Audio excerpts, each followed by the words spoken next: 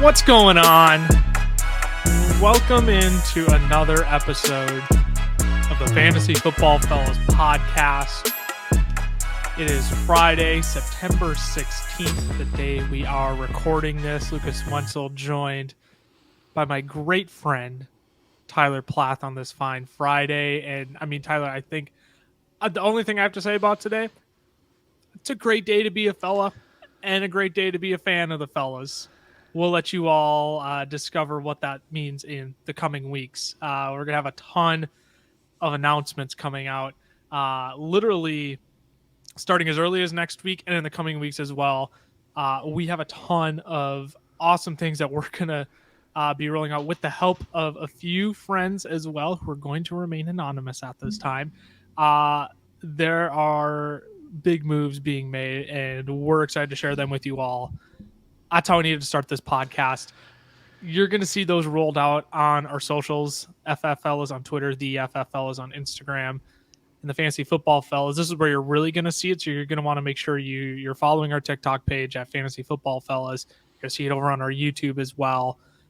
You might see some on Facebook, but mostly TikTok and YouTube is where you're going to see a lot of these happening in. And hey, you know what? Actually, if you go join our Chalkboard, it's like our community group chat. It's where we post all of our starts and sits, our waiver wires, everything.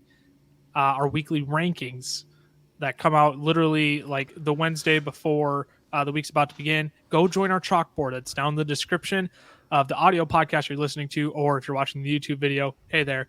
It's down in the description of the video as well. Tyler, I'm going to let you get in here. We've got a full show here. We got starts of the week. We got some news updates. But before any of that, let's recap some Thursday Night Football, because that did happen last night as we're recording this. By the time you'll be hearing this 2 nights ago. Chiefs-Chargers, big fireworks, AFC West showdown. Maybe not as many fireworks as we anticipated. It wasn't the 60 combined point game that a lot of us were hoping for, but still a competitive game.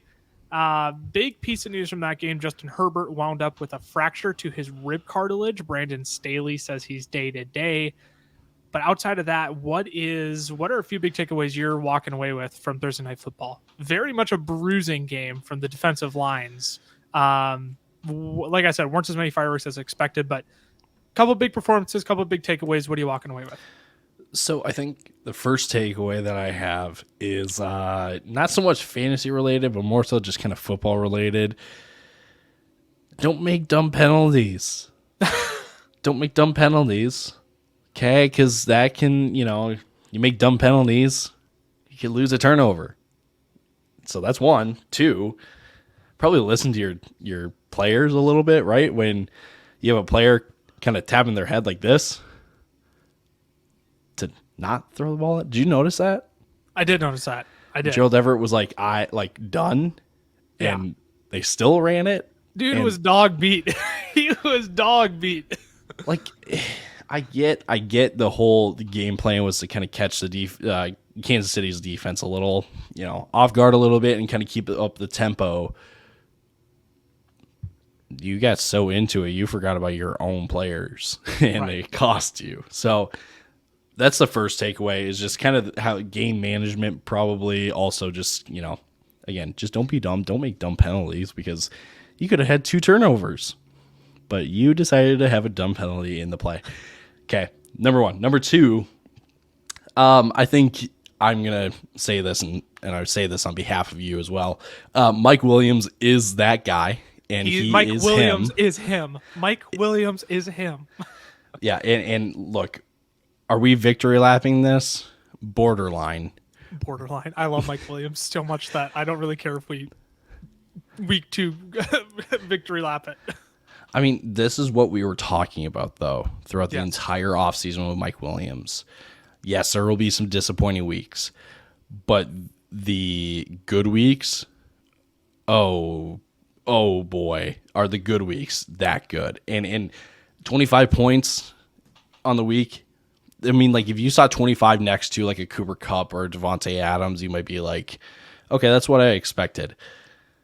But this is the kind of game that we're talking about for Mike Williams, where it's a bounce back from the week before, and even in the game, he's getting uber targeted, and he has some awesome catches. Like his touchdown catch, brother, catch of the week, lock it up. Like that was nuts. That was nuts. So again, like Mike Williams, he's that guy. We've been talking about him all off season. We're going to take some pride in that one, and we're going to continue taking pride in Mike Williams because there are going to be more games like this. Okay. We're still in the early phase of the season where teams are kind of still like, not necessarily like evaluating talent, right? But I'm sorry, DeAndre Carter isn't. He's a nice little piece, but that's about it. As soon as Keenan Allen comes back, you're not going to hear about DeAndre Carter again. Exactly. So again, we're gonna be continuing to ride this Mike Williams train. We have been, we will be for the foreseeable future because that man is a problem. Mike Williams is I just love that man so much. Like I think he was all like our favorite value coming into the season.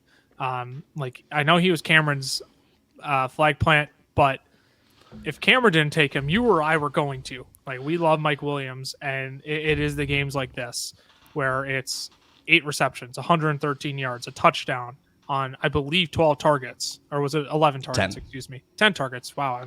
Well, depending on who you ask, because everyone ranks a target differently, but fair. At any rate, Mike Williams is that guy. My 2 big takeaways.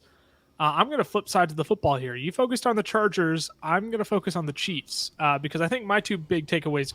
That's funny how we both. That was unintentional. We didn't plan that. Well, we are just that good of podcasters that we don't even need to talk about it, but we just naturally will cover all the bases. You know. We read each other's minds. That's what happens when you've been friends for numerous years in podcasts. Okay, and I don't want any Chiefs wide receiver. That's my takeaway from this game. I don't want any Chiefs wide receiver. Not even Juju.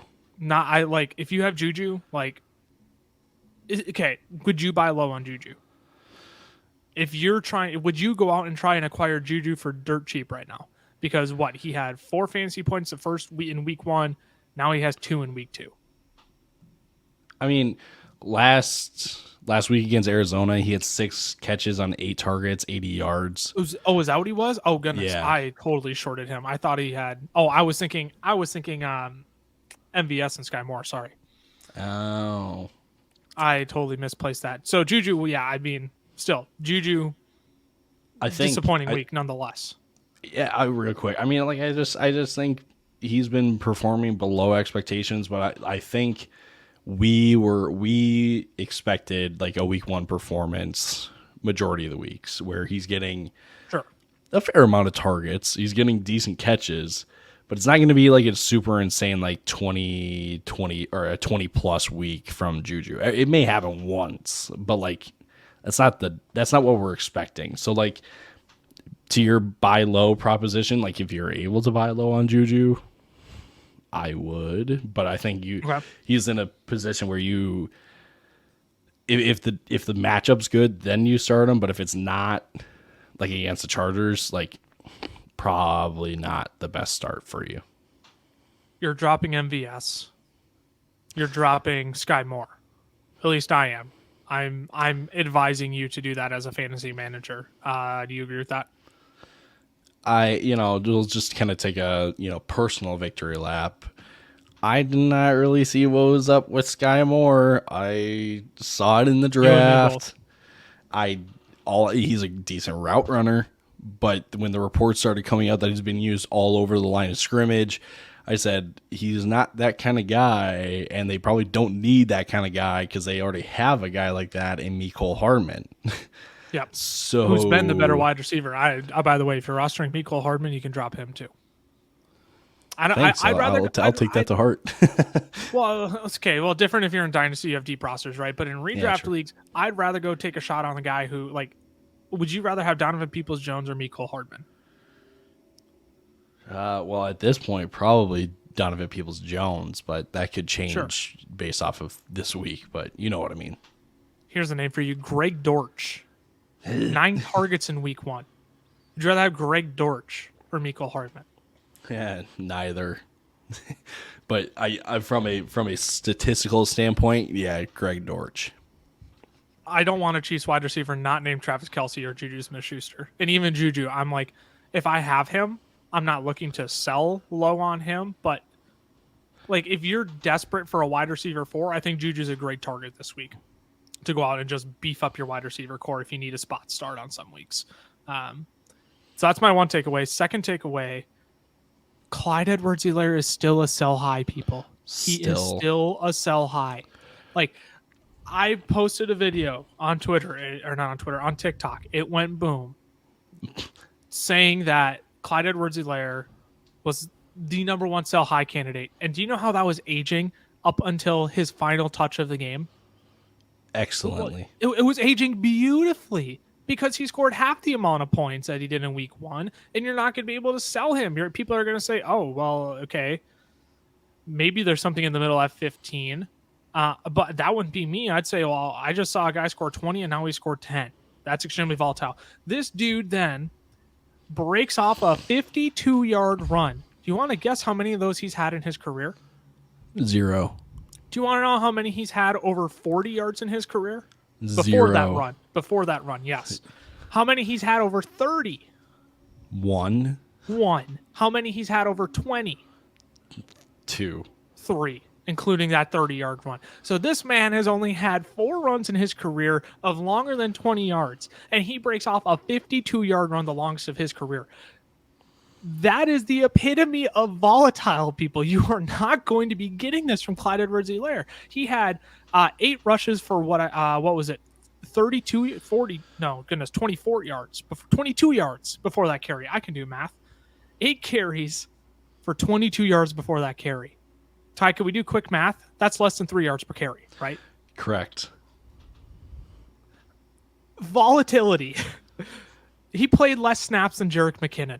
Clyde Edwards-Helaire played 25 of 57 snaps for the Chiefs. Jerick McKinnon played 27. Like, I don't want that on my football team. People will say, well, he and Kareem Hunt's stat lines were really similar in week 1. Kareem Hunt played 56% of the snaps, right? Like, I expect production from Kareem Hunt. He's done it before. I've never seen this from Clyde Edwards-Helaire. First, he gives me 2 touchdowns in week 1 on 3 receptions, 2 receiving touchdowns on 3 receptions. Now, this week, he gives me a 50-yard run after just being totally pedestrian the entire night. I have to get that off my chest. Clyde Edwards-Helaire is still a sell high. I am looking to absolutely cash in on him this week. If an Aaron Jones, if a Dalvin Cook, if a Derrick Henry, if an Alvin Kamara have a bad week this week, I'm packaging Clyde Edwards-Helaire with whatever wide receiver pops off this week, and I'm going big game hunting for one of those studs. Because the thing that people are now saying is, well, if he's going to average this many points, why would I trade him? You don't want to upgrade your running back 3? The value I got him at. That's a really good value. I don't care what value you got him at. I'm going to get you Dalvin Cook in the 7th round. That's what I'm going to get you, right? Sell high on Clyde Edwards-Helaire.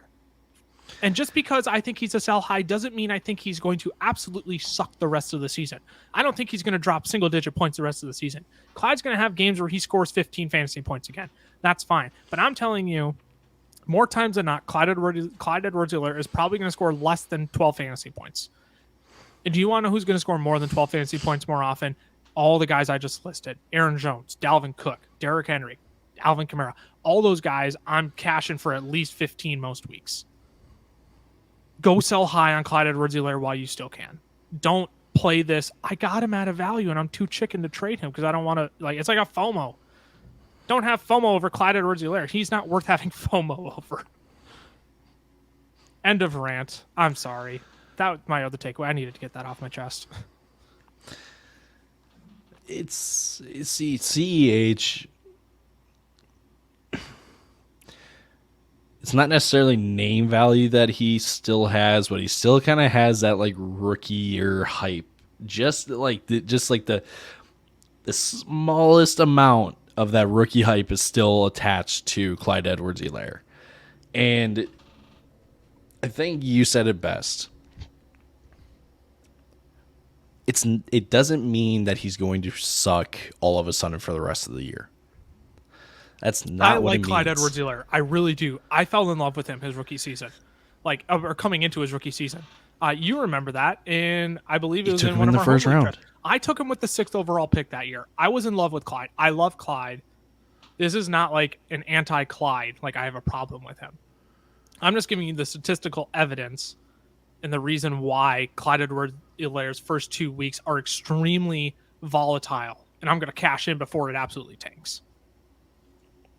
That's all that needs to be said. Look, you know what you're going to give up with Clyde Edwards-Helaire, that you're going to give up 2 more weeks of the season, 3 more weeks of the season where it's 15 plus. But if you go big name hunting and you get an Aaron Jones, a Dalvin Cook, Alvin Kamara, one of those guys, you're trading in the volatility of CEH for the consistency, or what should become the consistency, of Alvin Kamara, Dalvin Cook, Aaron Jones. And look, if Clyde Edwards-Helaire continues this streak, 1, we will be dumbfounded because of the volume that he gets in the game script, and 2, sorry, everyone else like us would get this wrong. Everybody would get this wrong, because I can't really name more than like 2 people who were like, it's Clyde Edwards season, right? Like nobody was harping on CEH to be the guy this year, and he hasn't been the guy. He's been unbelievably productive with such little touches. Yeah, that's all that needs to be said about CEH. You're gonna give me a heart attack talking about him, because he just boils my blood. So look, when I drop this name, I'm not trying to drag him through the mud or anything, but like I'm just trying to add like another authoritative perspective, another member, a highly respected member of the fantasy football community. Andrew Erickson had CEH as a sell high candidate this week, right? Like, and I respect Andrew Erickson. He does a ton of great work over at Fantasy Pros, right? Like, we have to understand volatility, people. We have to understand volatility. If Clyde Edwards-Helaire does it 4 weeks in a row, then we can talk. I don't think he does it 4 weeks in a row, though. We spent way too much time on CEH. I kind of want to vomit that we spent like 5 minutes on CEH. It needed to be said, though. I feel sick. Let's move on to some news and notes. That's enough recap from Thursday Night Football. Let's move on to some news and notes. And Tyler, I'm just going to fly through these. I don't think we really need to break any of these down here. List of names that are questionable for Sunday as of 5:00 p.m. Central Time on Friday, September 16th. Alvin Kamara, Mike Evans, Michael Pittman, Leonard Fournette, George Kittle, J.K. Dobbins, Allen Lazard, Jameis Winston, Julio Jones, Russell Gage. A few of those, Leonard Fournette, Julio Jones, and Russell Gage did practice today. Michael Pittman is the interesting one for me. Do you think he'll play on Sunday? Man, that's tough, because his status is throughout, or status I, his status I. His status. No, it's just status. His status throughout the week. Gosh, look at us. We can talk fantasy football, but English is hard. English is hard. That's why neither of us were English majors in college. Just saying. You rarely see a player have limited status at practice one day, and the following day they don't practice. That's not normal. I'm going to be stunned if he plays, honestly, because in my mind, if it's not something that would affect him on Sunday, he would have stayed limited. But the fact that he didn't practice, it's a little cause for concern. Go ahead. I guess if he does play, I wouldn't bench him, but I'm lowering the expectations quite a bit from what happened in week 1. Oh, well, yeah, I don't know if you can expect Michael Pittman to come on and give you 25 every single week like he did in week 1. He's one to really closely monitor over this weekend. He's the one I'm like specifically keeping tabs on. Sounds like all the Bucs are going to play. Alvin Kamara is the other name. Sounds like he could potentially be out this week. Here, just a quick one. Are you giving Allen Lazard, against the Bears a spot start if he does play on Sunday? No, and that's not because, I mean, the matchup is great. Okay, the matchup is great because he's going up against the Bears. And the Bears are kind of primed for a little bit of humbling after week 1. Let's just call it as it is. Well, and it's Aaron Rodgers. He owns the Bears. It's Aaron Rodgers, but the thing is that does not look like the greatest weather for pass catching in Green Bay. Now, again, you have Aaron Rodgers, so like it kind of doesn't really matter, but at the same time, like it matters. The weather matters. It matters, and it's the first game back, so I'm not really expecting a wide receiver 1 workload for Alan Lazard either. So I would not be starting him this week. I think the weather drives me away from it, so I can concur on that. Let's move on. Chris Godwin has been ruled out for Sunday. Kenneth Walker's off the injury report. Mac Jones expected to. Oh, maybe I should pause on Kenneth Walker. I think that's kind of a big deal. If you're a Rashad Penny manager, I'm a little bit concerned. It would steer me away from starting Rashad Penny this week. I need to give it a week to see how Kenneth Walker actually factors in here. I mean, give it a couple weeks to see how it all kind of plays together. But like you said, you can't start Rashad Penny this week. No, especially. I mean, they're going up against San Francisco. Like, let's. And it's supposed to be miserable in San Francisco again. Like, there's 2 straight weeks of rain for San Francisco, unfortunately. So you're gonna have to wait on a lot of San Francisco players. On Kenneth Walker and Rashad Penny as well. Mac Jones expected to start Sunday. Najee Harris good to go for Sunday. Were you going to say something on Mac Jones? No. Okay, it looked like you were about to. Najee Harris good to go for Sunday. Steelers, do yourself a favor and don't play him. Don't risk it. Like this, just like if I'm a Najee Harris manager, I'm like slightly terrified. Shaking in my boots. But you have to play him, right?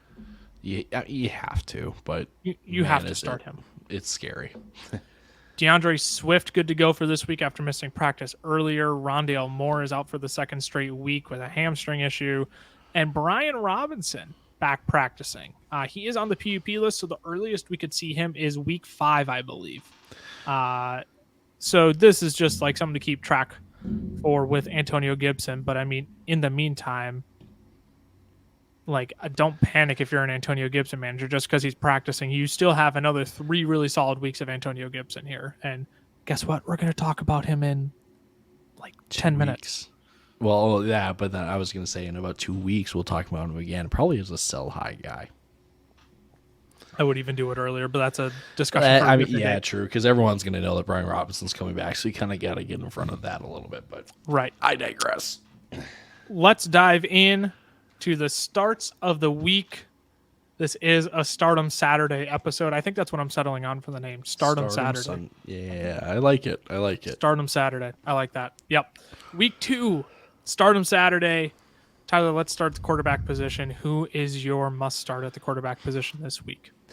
So this guy is someone that the fellas are notoriously known for what people will call unfair criticism, but we call it just, reasonable evaluation. We have not been the biggest fans of Derek Carr, but except for this week. Derek Carr has a great matchup against Arizona. And look, I know you mentioned it to me and Cam that like some people just think Arizona is better than what they actually are. People think Arizona is a good football team right now. They're not a good football team right now. They're not. They're like, they're all injured right now. Who? Thanks for backing up my point. Thank you. Like, that is exactly why. They are one of the worst teams in football right now, in my mind. They've got little to no pieces on defense, right? I mean, J.J. Watt. An offensive line.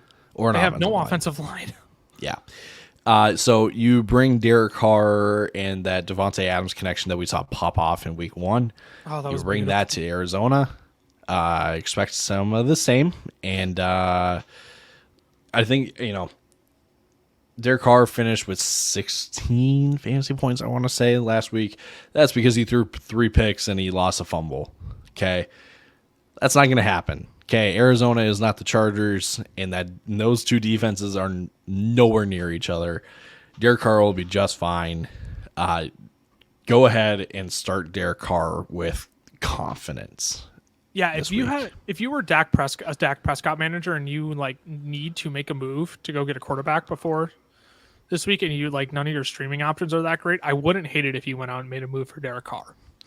Like I wouldn't go out and overpay for Derek Carr, but also like whoever has Derek Carr as a backup, I'm sure they're like not that unwilling to part with Derek Carr as their backup, especially after last week. I mean, spoiler, I may be looking for that in Dynasty. You didn't hear it from Tyler. You didn't hear it from me, and you know who you are. Hopefully that gets done before this comes out. So we'll see. Interesting. My start of the week at quarterback. Fire up Matthew Stafford this week. Massive bounce back game incoming from Matthew Stafford. I'm going to say this really quietly into the microphone. I think he has top 5 upside this week. No, you did not just say that. I did just say that. The Falcons just allowed Jameis to torch them for 21.7 fantasy points and a quarterback 7 finish last week. Rams just took a bad, ugly, embarrassing loss on opening night of football. On opening night of the NFL season to the Buffalo Bills, the defending Super Bowl champs, just absolutely deuced the bet. So Sean McVay is going to have this team fired up, bounce back, ready to go. Like, put it down. Rams money line. Matthew Stafford has a big week. Cooper Kupp, Allen Robinson. I even like Tyler Higbee as a spot start at tight end this week. He's not my start of the week at tight end, but if you need a tight end and you're looking at streaming, I'd like Tyler Higbee this week. Yeah, give me Matthew Stafford. I think he has a big week this week against Atlanta. Weak secondary. Totally can be taken advantage of there. So don't panic like me. I had Matthew Stafford starting last week, and I'm like, oh my gosh, what did I get myself into? And then I saw he has Atlanta this week, and I'm like, all right, yeah, I'm thrilled. I got a top 7 play this week. So let's move on to running backs. Tyler, your start of the week at running back after going Derek Carr at quarterback. Mr. Kareem Hunt. That's my flag plant. And look, Kareem Hunt last week he didn't really get I shouldn't say the greatest of volumes because we were just making an argument that CH doesn't get great volume. Kareem Hunt did what Kareem Hunt does. Here's the thing. He got 11 carries. He got 4 receptions on 4 targets. That's what you can expect from Kareem Hunt. Okay, and 11 carries may not sound like a lot, but what he does with 11 carries is productive. So, last week he had 2 touchdowns. I'm not expecting 2 touchdowns. But going up against the Jets with Jacoby Brissett, it's going to be a lot of the ground game. Nick Chubb is also going to do well. That's kind of obvious. So I'm going Kareem Hunt for my start because, again, both of the Browns running backs should be starting week in, week out. 100% agree. Is Jacoby Brissett the worst starter in the NFL right now? I don't know if he's the worst starter. I said that in a video. The video that would have been posted by the time the listeners are hearing this. I said they might have the worst starting quarterback in the NFL. I would argue he is. He's bottom 5. I think he's bottom 3. Yeah.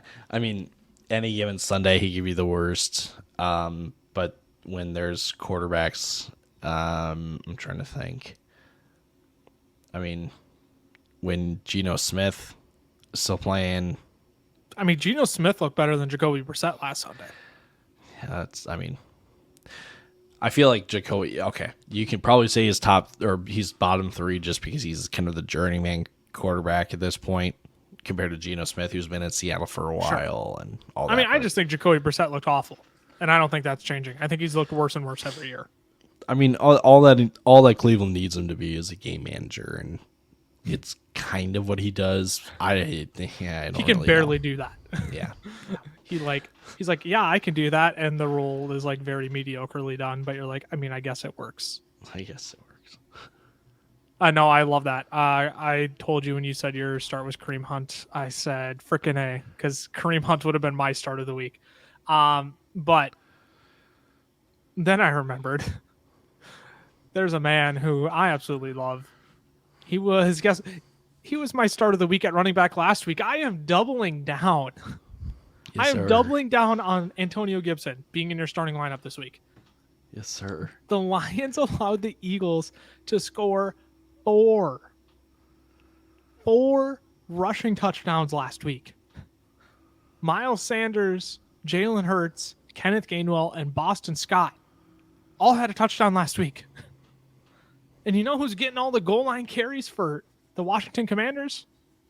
Antonio Gibson. Antonio Gibson's getting all of them. J.D. McKissick might steal one. If the Washington Commanders get inside the red zone, like J.D. McKissick might steal one. But it's Antonio Gibson. Antonio Gibson's getting in the end zone this week. And Gibson was used in the passing game last week. 7 receptions, 72 yards. Like, they realized, like, oh, wait, Antonio Gibson used to be a wide receiver. Big body, nice hands. Like, maybe he's actually a really good receiving weapon, too. Yeah, he is. So I'm expecting another massive game for Gibson against the Lions this week. Miles Sanders gashed him for 18.5 last week. And Gibson isn't splitting work with anybody. Like, McKissick was kind of involved, but not like he had no volume that made me think I'm concerned for Antonio Gibson. So no, give me all the Antonio Gibson this week again. I think I like top 10 play again. He was a top 10 running back last week. I think he's a borderline he has top 10 upside this week. That's what I was trying to say. Let's move on to wide receivers. We're flying through this here because we like to keep these episodes somewhat short, but we also want to get to some player props at the end. Tyler, you've gone Kareem Hunt, you've gone Derek Carr. Your start of the week at wide receiver is one of my favorite players. Do you know how satisfied I was after his week 1 performance? Like, do you know, like I saw his performance and I like kicked back, took a sip of beer. It was just at peace. It's Christian Kirk. The man showed up big time in week 1. If I'm not mistaken, he had over 100 yards receiving. He had 6 catches, 12 targets. Okay. That's the big thing. 12 targets. The man is wide receiver 1 in this offense. I think that wasn't a secret just based off the contract and who else is on the team. But we said this offense is geared to a Christian Kirk.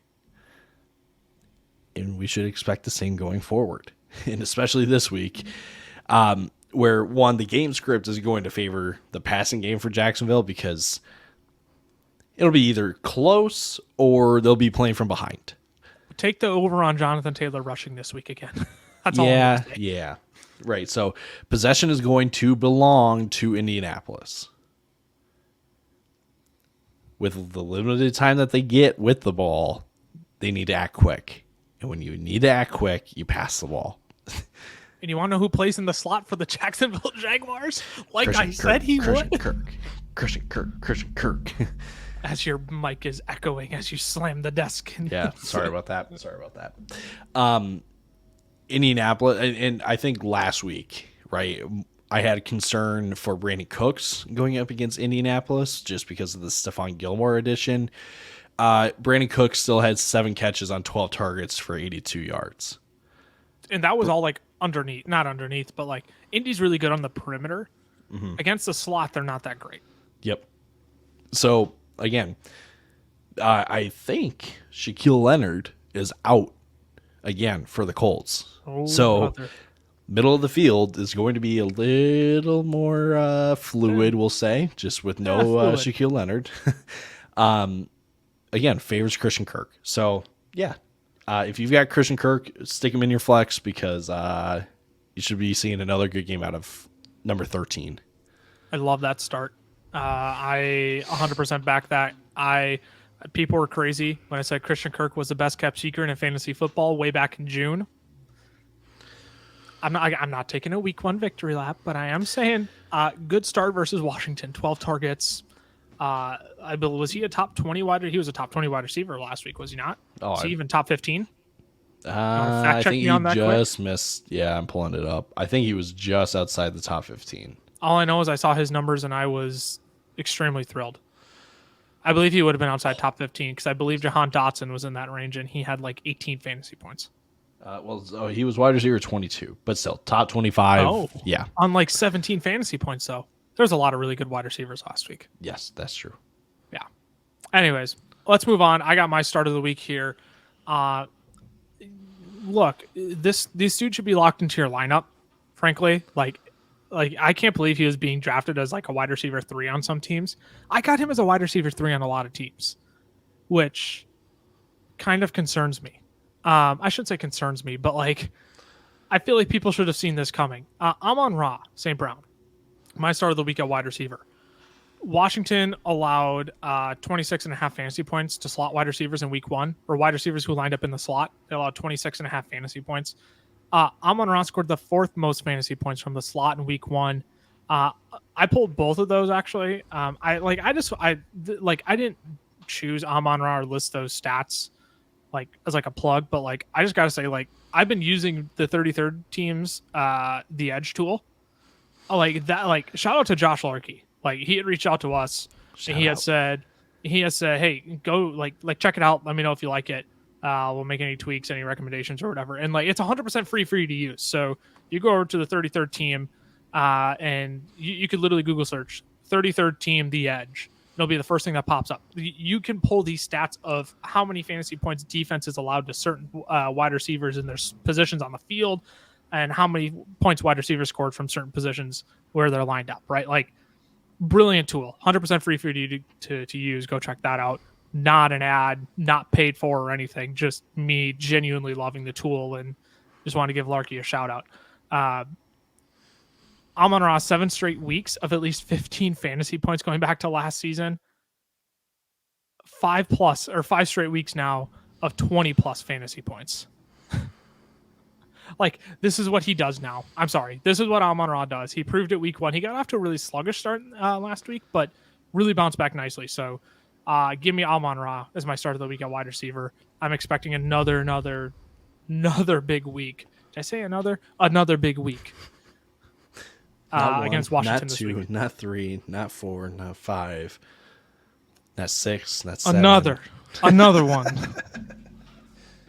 Yeah, give me Amon-Ra this week. Let's wrap up the starts here with tight ends. Tyler, who's your start of the week at tight end in a week that like has a lot of difficult tight end matchups, but like not a lot of guys that like. Here's what I should say: all your studs except for Kyle Pitts have really good matchups this week, so you're obviously starting them. But if you're streaming a tight end this week, we're really looking at these guys. Maybe not mine, but I digress. I think all this to say can be summed up with this one statement. My start at tight end is the same as Lucas's, but for the sake of making it interesting, I had to choose someone else. That's fair.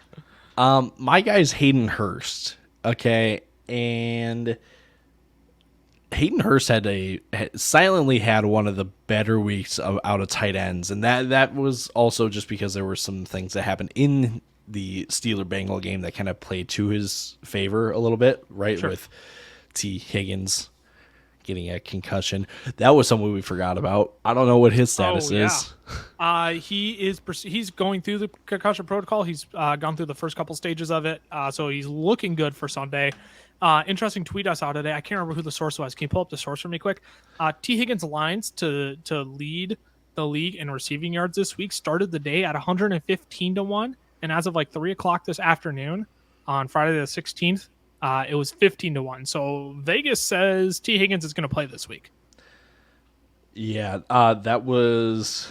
I have it. I'm just typing it up. I just want to make sure we give credit to the source. Like, I didn't just pull that out of nowhere. Like, I saw that on Twitter and was. That came from a Mr. Dalton Cates over at Mojo. Yes. The fantasy analyst over at Mojo. Shout out to Mojo. Shout out to Mojo. So, like, that makes me feel a little bit less inclined to say start Hayden Hurst. So, yeah, I there's not much to be said about Hayden Hurst if Higgins plays. But if Higgins is out for whatever reason, you start Hayden Hurst. He had the 4th most targets amongst tight ends in week 1. And when you're looking at tight ends, you're just looking for opportunity. And it seems like Hurst will get his opportunity if Higgins is out. But if Higgins is not out and he's starting, go ahead and kind of follow what Lucas is going to say with his guy here. Yeah, so honestly, if we did this show before Thursday Night Football, I would have told you to start Gerald Everett. he would have been like my streaming guy of the week. I also would have made my wide receiver start Mike Williams. I think our consensus wide receiver start could have been like 10 minutes on Mike Williams. Yeah. And that's not like hindsight 2020. Like literally, we posted a video on TikTok saying like you got to start Mike Will tonight. So we were all over Mike Williams. We just didn't put it in a podcast because, well, we didn't have an episode. Yeah, we're gonna have an episode coming future weeks of Week 1 previews, and then this is still gonna be its own start set episode. But we're gonna have 3 episodes coming out next week. I'm really just delaying the point to saying my tight end start of the week is Zach Ertz. Not a great Week 1. Salvaged by touchdown, I believe. 2 receptions for 14 targets and a touchdown. Like not a great Week 1. Oh, let me clarify real quick. It was 2 catches, 4 targets, 14 yards. You said 14 targets. Oh, thank you. Thank you. Thank you. That's worth clarifying. We need a 2-minute major for that. Yeah, where's the helmet? There's it's just in. It's out. Zach Ertz. Start at Zach Ertz this week. Raiders allowed the 5th most fantasy points to tight ends in Week 1. Tight end 4 finished to Gerald Everett last week. And you still don't have D-Hop, so there's still going to be plenty of opportunity for Ertz. I think the Greg Dortch led Cardinals last week with 9 targets. I don't think that holds up this week. I think they get into this look, the Raiders secondary isn't great. Middle of the field is soft for them. I think Zach Ertz has a big week. I really like Hollywood again this week too. I don't know if I like him enough to make him my, start of the week again. Mostly because I'd be doubling down on 2 players, and Gibby just felt right, but Hollywood concerns me a little bit more after seeing how putrid the Cardinals' offensive line actually was last week. But give me Zach Ertz. I really like him as a start this week. If you have him, play him. I think he's going to be one of your best options this week. That wraps out starts of the week. We will drop those over on our Chalkboard.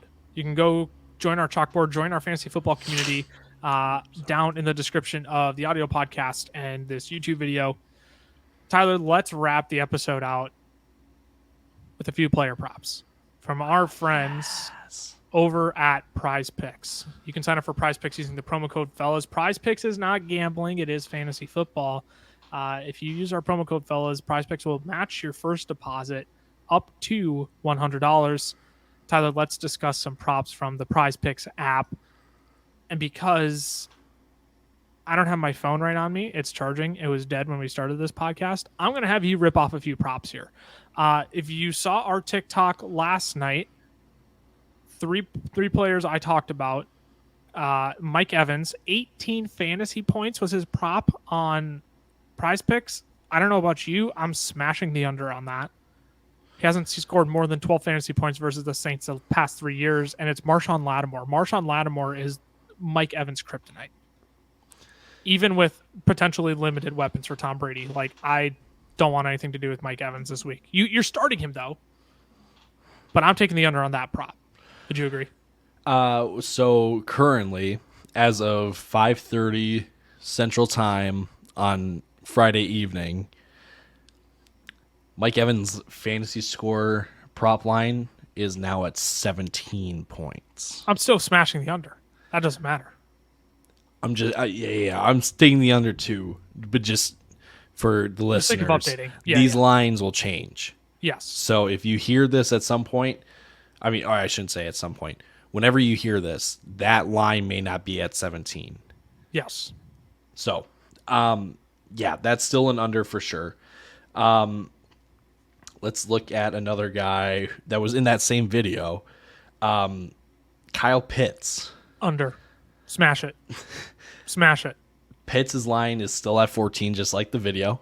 That's an under. Thing with Kyle Pitts. I want you're starting Kyle Pitts this week. You're starting Kyle Pitts. You have to. I'm not telling you to sit Kyle Pitts. This is separate from fantasy football. From your fantasy football team, this is separate. Kyle Pitts hasn't scored 14 fantasy points more than twice in his career. 2 20-point games, and he hasn't scored more than 14 fantasy points since. And what you're really banking on with Kyle Pitts is a touchdown this week to get to that 14 points, and he's not going to get it because the Rams only allowed 4 touchdowns to tight ends last year.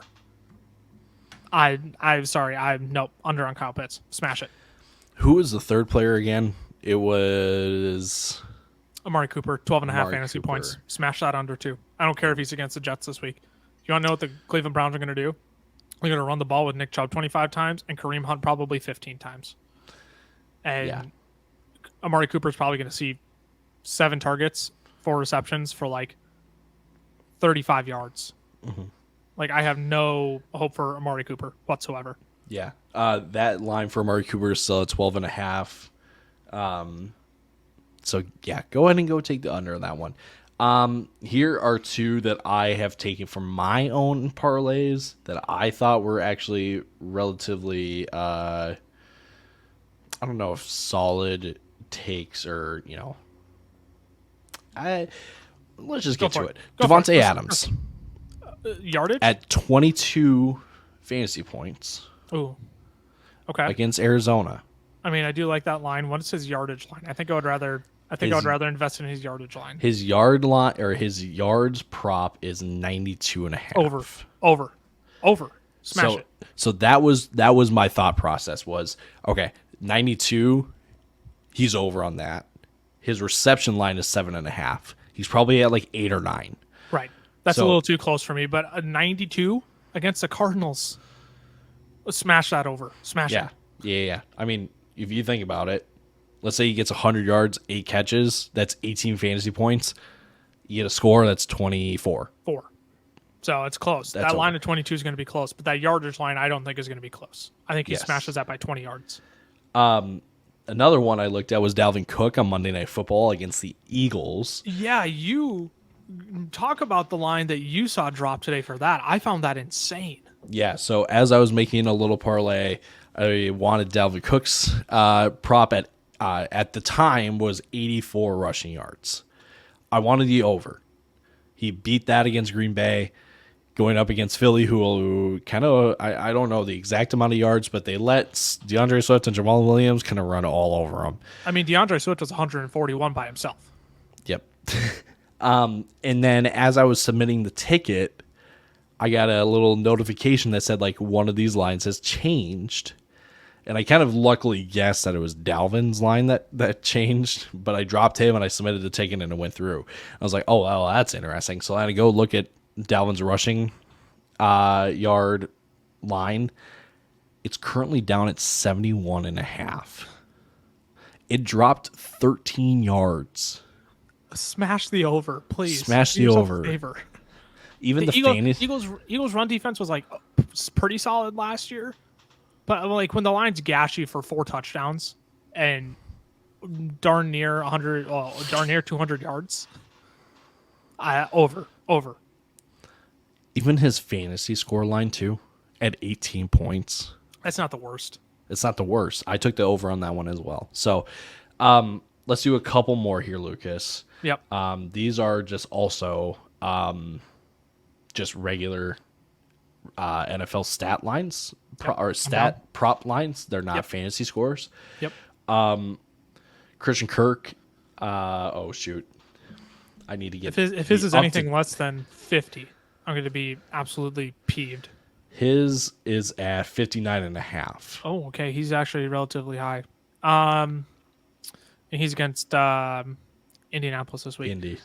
I would be willing to take the over on that. I don't know if I'd put any money on that line. I don't know if I'd parlay that with anything, but I if I had to, I would take the over. Another one. Devo Samuel. Rushing yards. 31.5. Over. As soon as you said 30. He had 51 last week. Yeah. Over. In the pouring rain, playing in freaking Lake Michigan, like, over. They're going to be in San Francisco. It's going to be raining again. Jeff Wilson is nice, but Debo's the running back you want there. Mm-hmm. Anytime touchdown for Javonte Williams, also very intriguing, going up against Houston. Over. I would go over. He should have had it against Seattle. I would even go anytime touchdown for DeAndre Swift against Washington. Anytime touchdown. Clarification on Javonte Williams. Was that rushing and receiving or just rushing? Passing, rushing, and receiving. Oh, yeah, over. Smash. Over.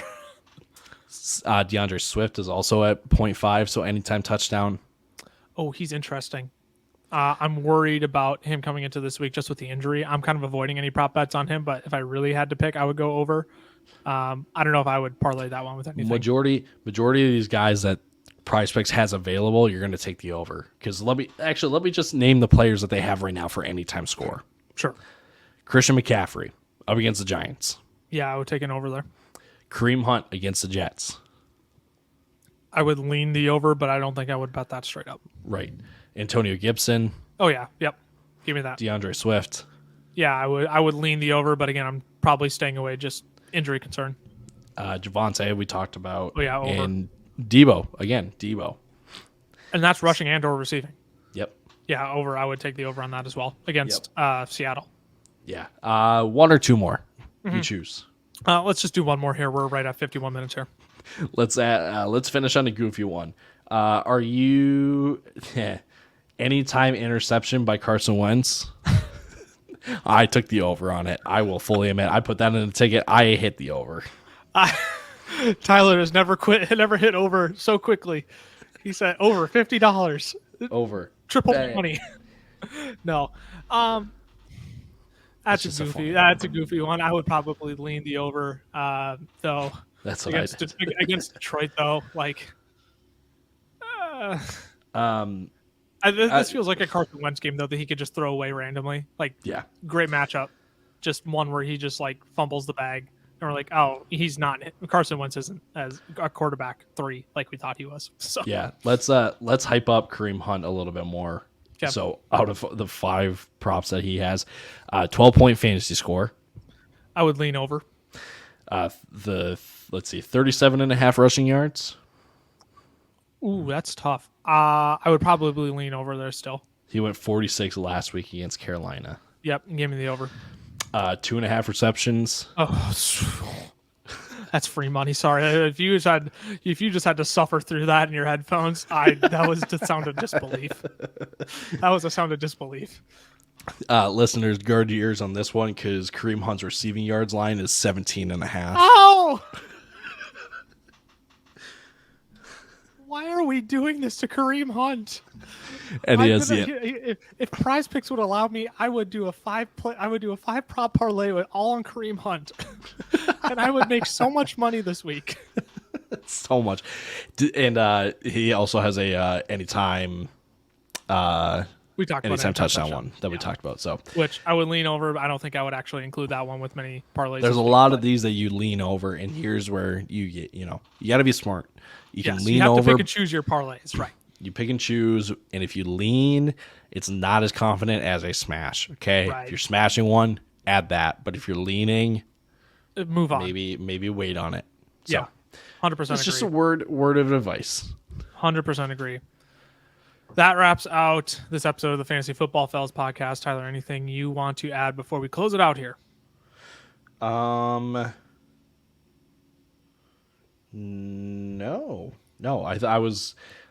I remembered that PrizePicks had a little promotion going on with their flex plays, but that was just for today being Friday. It does not go into the weekend. Bummer summer. But if you do have PrizePicks, be on the lookout for Flex Fridays because they have improved odds. Or I shouldn't say improved. They have boosted odds on Friday. So just a little plug. There you go. Use the promo code fellas there. They'll match your first deposit up to $100. My only thing I'm going to add is just be on the lookout for some exciting moves next week from the fellas here. Dude, I want to be able to share them so bad. We can't yet, though. We can't. We're not going to toot our own horn on this one, but here's a little hint. Toot, toot. That's not much of a hint, but... No, we stay humble, but, this announcement that we have is something that will take a lot of pride in. It's a big deal. And we're very humbled and honored to be able to roll it out here soon. Y'all will have to stay tuned for that. And to do that, make sure you're following our socials, FF Fellas on Twitter, the FF Fellas on Instagram, Fantasy Football Fellas on YouTube and TikTok. That's how you're going to stay in the loop with everything Fantasy Football Fellas, and the big exciting things we're rolling out here in the next couple of weeks. I'm at Lucas Wenzel on Twitter, Tyler_Plath for Tyler. We're just two stooges being dudes. Cameron is with us in spirit. We're the Fantasy Football Fellas, and we will see you all on Tuesday to recap week 1. Deuces. Or week 2. Goodness. Yeah. Week 2. Oh, no. Oh, no.